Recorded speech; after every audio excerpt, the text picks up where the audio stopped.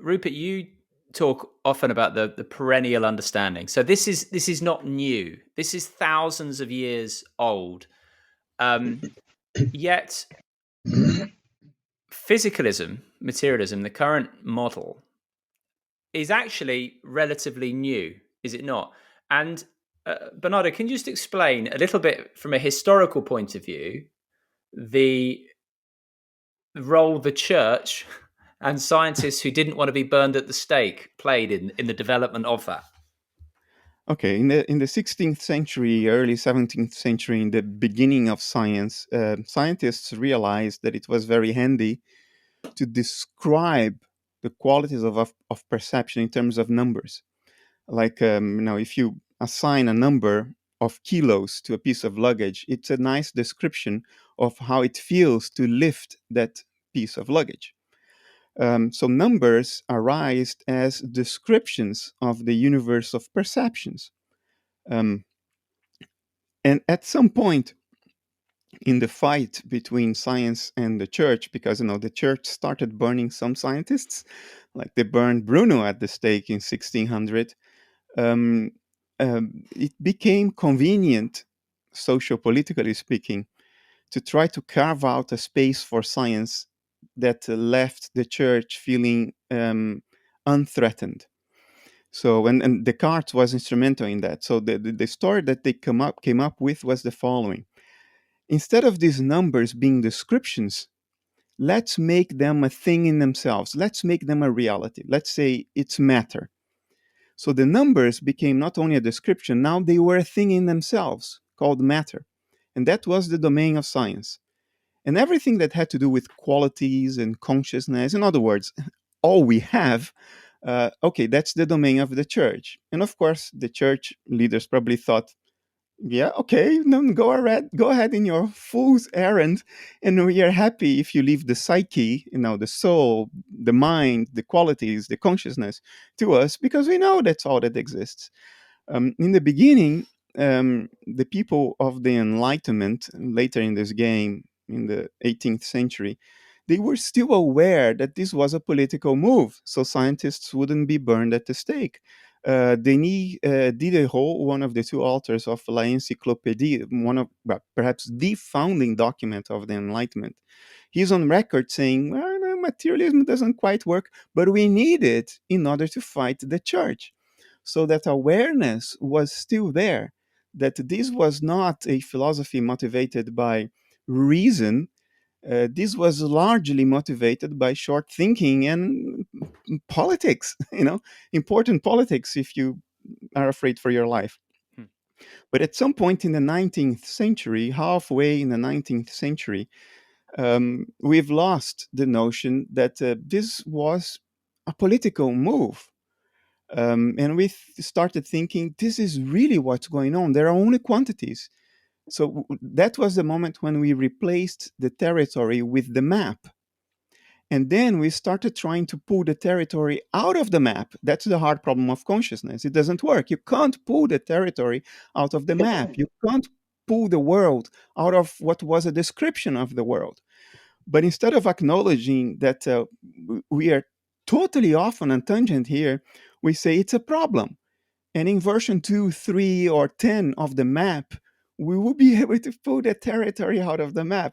Well, go ahead, try. Pull a chair while you wait. Rupert, I'm going to give you two questions and take your pick. Do you either want to say something about the pulling the territory out of the map, that sort of analogy, or the fact that this habit has continued over the last few centuries, and perhaps why, in your opinion, that has this this model has continued and just been passed down without much introspection?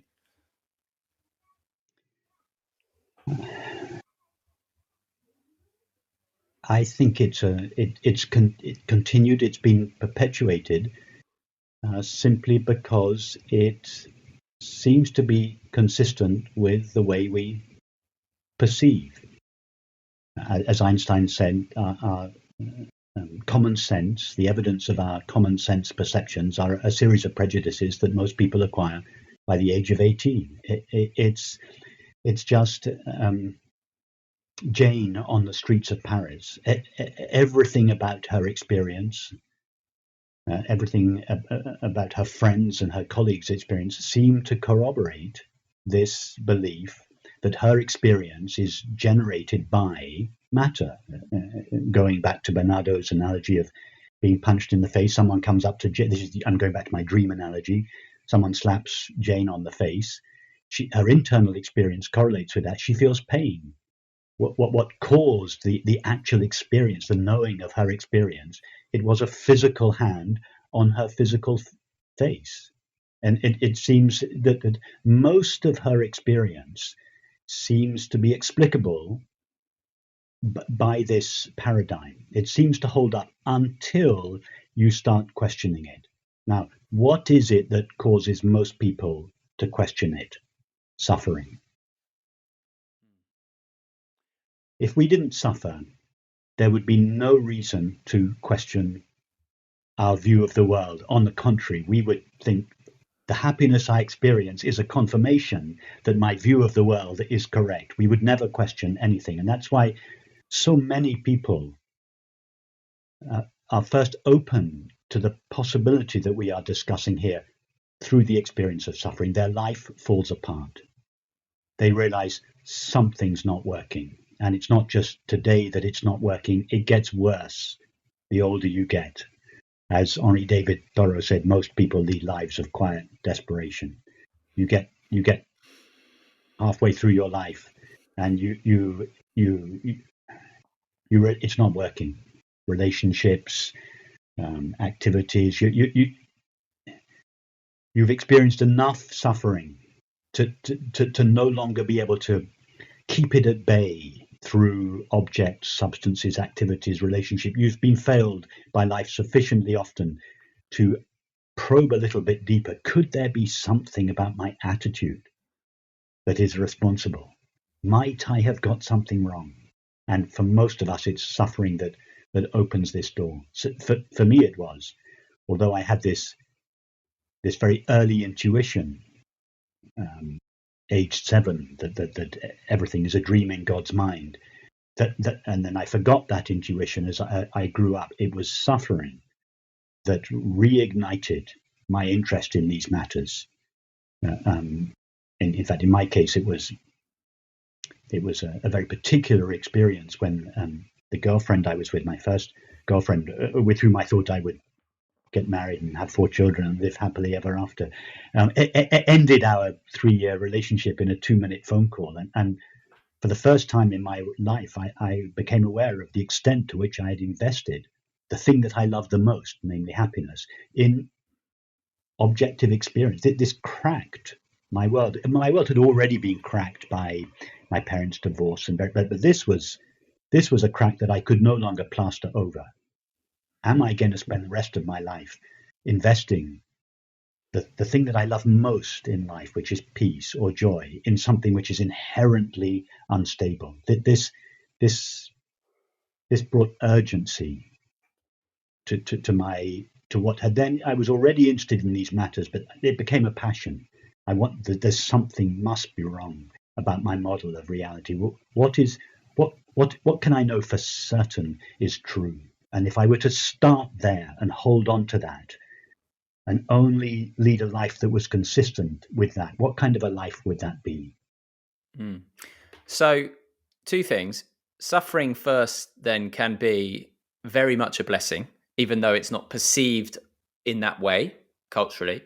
And then secondly, through your understanding of non-duality, of the nature of reality, and through choosing to live in accordance with it, and I know you say that it's a never-ending journey. To what degree, if your suffering was previously at 100%, where would you rate it now? I don't mean right now, I mean generally. Yes, okay. Simon, I'm reluctant to put a number on it, but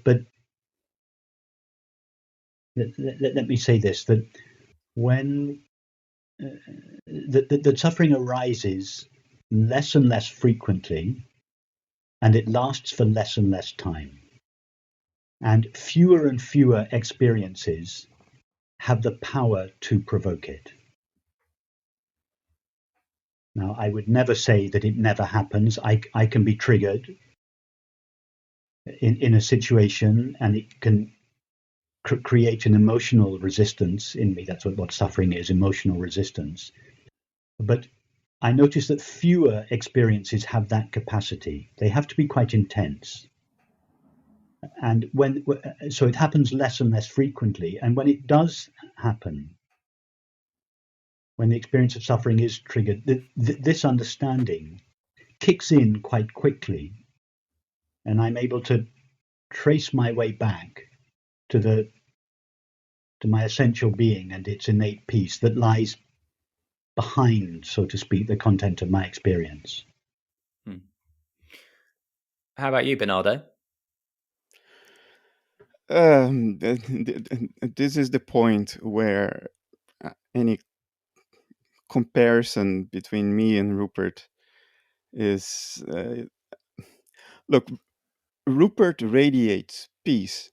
There was this once I took him for a walk around some shady areas of Amsterdam. He didn't lose his center. I'm not there. I don't radiate peace. I still have my anxieties. What did happen for me, and I'm extraordinarily grateful for that, because I think that's what makes all the difference. The banality, the meaninglessness that most people experience as their lives, uh, that is completely gone for me. Yeah. I'm not in peace profound. I'm have my demons, have my anxieties, suffer, um, suffer with things that there's nothing I can do about. Some of them even physical in my own body. But I never have that notion that all this suffering is for nothing, that life is meaningless, that everything comes to a total end and it's all for nothing. That I don't have. My life is infused with meaning.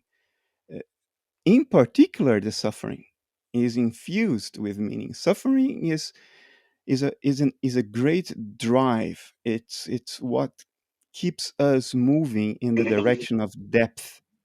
Otherwise, life would remain so shallow. We wouldn't be asking the deep questions.